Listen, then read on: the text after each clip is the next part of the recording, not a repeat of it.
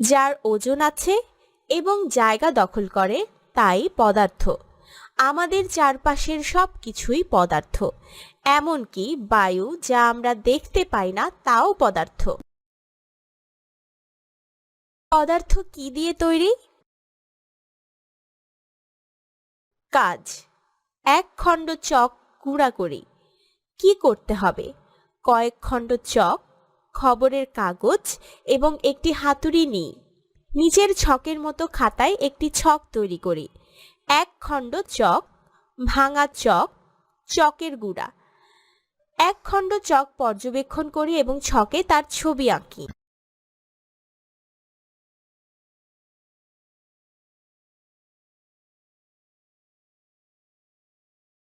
খবরের কাগজের উপরে চক খণ্ডটি রেখে হাতুড়ি দিয়ে ভেঙে ছোট ছোট টুকরা করি। ভাঙা চক পর্যবেক্ষণ করে এবং ছকে তার ছবি আঁকি।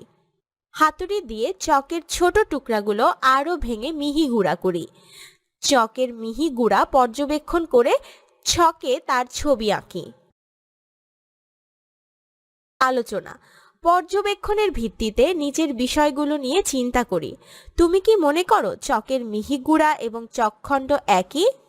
তুমি কি মনে করো চকের মিহি গুঁড়াকে আরো ছোট করা সম্ভব? সারসংক্ষেপ।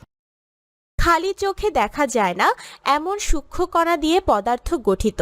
পদার্থের এই সূক্ষ্ম কণাই হলো পরমাণু। দুই বা ততোধিক পরমাণু একত্রিত হয়ে অণু গঠন করে। পদার্থ হলো অসংখ্য অণুর সমষ্টি।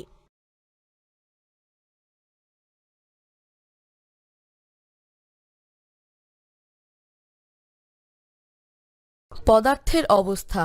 পদার্থ কঠিন, তরল না বায়বীয় অবস্থায় থাকবে তা নির্ভর করে পদার্থের অণুগুলো কিভাবে সাজানো, এদের মধ্যে বন্ধন কেমন তার উপর। পানি একটি পদার্থ।